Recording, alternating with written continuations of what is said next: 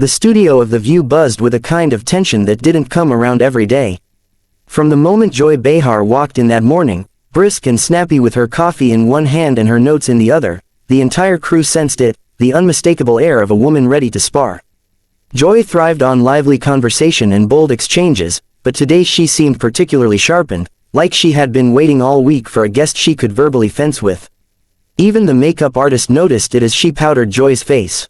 "You seem energized," she said carefully. Joy just smirked. "Got a gladiator on today. Might as well show up with my armor polished." As the audience filed in, taking their seats, some whispered excitedly about the day's star guest, Russell Crowe. Whether people admitted it or not, there was always something thrilling about watching two powerful personalities collide live.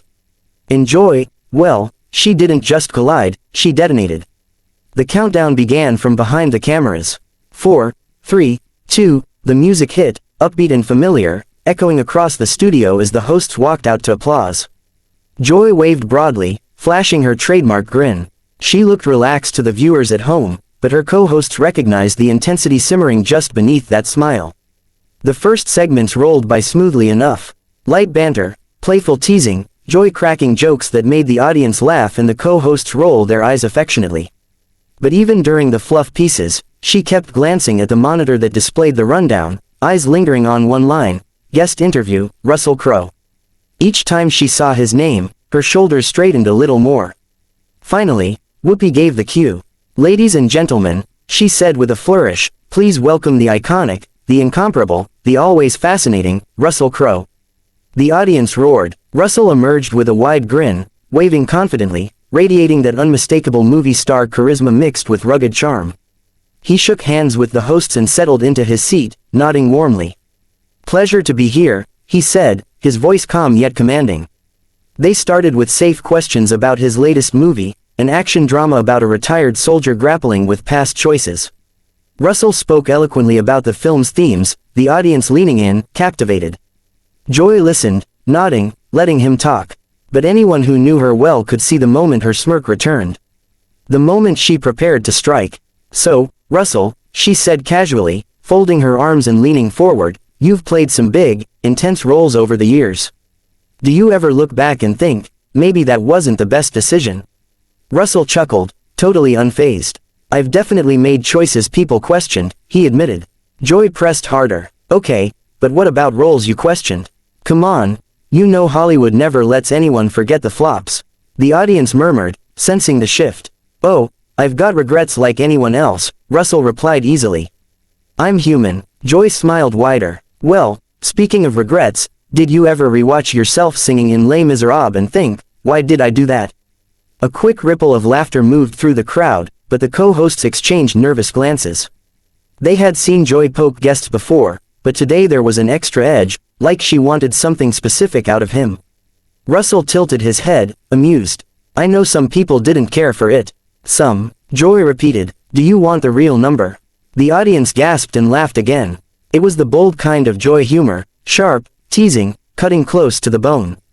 Russell paused. Then he gave a small, controlled smile. "Joy," he said, "you not liking something doesn't mean the world agrees with you." Millions enjoyed the film. The audience applauded loudly at the comeback. Joy blinked, surprised, then tried to laugh it off. "I'm just saying, everyone's a critic." Russell leaned back. "Especially you. But I don't mind. You're fun." Joy raised an eyebrow. "Fun? I wasn't trying to be fun." "No," he said, "you were trying to provoke me." The audience reacted instantly. Gasps, laughter, clapping. A spark lit in Russell's eyes. He wasn't just answering questions, he was matching her energy. Joy stiffened. "I was asking what everyone else wants to know." Russell didn't flinch. "And I answered. But let me ask you something." Joy froze. She never liked when guests returned fire unexpectedly. "Why?" Russell continued. "Do you poke people just to see how far they'll go? Is that entertainment for you, or strategy?" The entire studio went silent. A few laughs trickled in, but the shock lingered. Joy's eyes widened, just for a flash, before she forced her expression back into something resembling control. "I'm doing my job," she said sharply. "It's a talk show. Talking is what we do." Russell nodded. "Yes, but some people talk to connect. You talk to push buttons." That set off another wave of laughter, bigger this time. Joy shifted, caught off guard. Losing control of a conversation, especially on air, especially with a big guest, was something she would never tolerate lightly. She forced a brittle smile. Are you saying I'm button pushing you? Russell shrugged. No, I'm saying it's your talent. The crowd erupted. Even the camera operator couldn't maintain steady focus, jolting visibly from surprise. Backstage erupted into chaos before the commercial break even started. As soon as the lights dimmed and the cameras cut to the pre-recorded segment, Joy Behar shot out of her seat like she'd been launched. She didn't wait for the stage manager, didn't acknowledge her co-hosts. She marched off the set with her cue cards crushed in her hand and her jaw clenched so tight it trembled. Russell Crowe stayed in his chair, calm, even amused. He watched her leave with a soft, almost pitying smile, as if he'd seen this type of blow-up 100 times before. The audience buzzed, talking in excited whispers as the crew scrambled to regroup. Backstage, Joy thundered down the hallway, heels snapping against the floor like gunshots. A makeup assistant instinctively stepped out of her path. A production assistant holding a clipboard tried to say something, but Joy raised one finger sharply and he froze like a statue. Don't. Her voice was low, shaking with anger. Not right now. She reached the corner near the dressing rooms and stopped abruptly, gripping the wall as if she needed something solid to keep herself grounded. She closed her eyes, breathing hard. The humiliation still pulsed hot behind her ribs, the laughter, the stunned faces, Russell's maddeningly calm expression as he turned her own tactics against her. A producer approached carefully, her voice gentle. Joy, you okay? Joy's eyes snapped open. What do you think? She pushed off the wall and threw the cue cards onto a nearby table. He tried to humiliate me. On my show. And the audience laughed. They laughed because it was surprising, the producer said carefully. But nobody thinks you look weak. Joy gave a bitter laugh. Please, I've been in television long enough to know when someone's gotten the upper hand. She paced in tight circles, fuming. He thinks he can sit there with that smug little smirk and make me look like the bad guy. Me, I'm the host. I don't get roasted, I do the roasting. Another producer, this one older and more comfortable handling Joy, stepped forward. Joy, listen. No, you listen, Joy shot back. I ask questions. That is my job. If he can't handle a little pushback, he shouldn't come on the show. He didn't seem upset, the producer pointed out softly. That only made Joy angrier. Exactly, he didn't care. He just sat there, flipping everything around like he rehearsed it. A silence settled, thick and uncomfortable. Joy took another breath, shaky and quick. Meanwhile, out on the stage, Russell was still seated casually, chatting with Whoopi and Sarah as if nothing unusual had happened. The audience, still energized from the exchange, whispered among themselves. Someone in the second row said loud enough for others to hear, did Russell really just shut Joy down like that? The ripple of voices continued until the studio felt more like an arena than a talk show. Russell leaned back in his chair, unfazed. She's spirited, he said with a grin.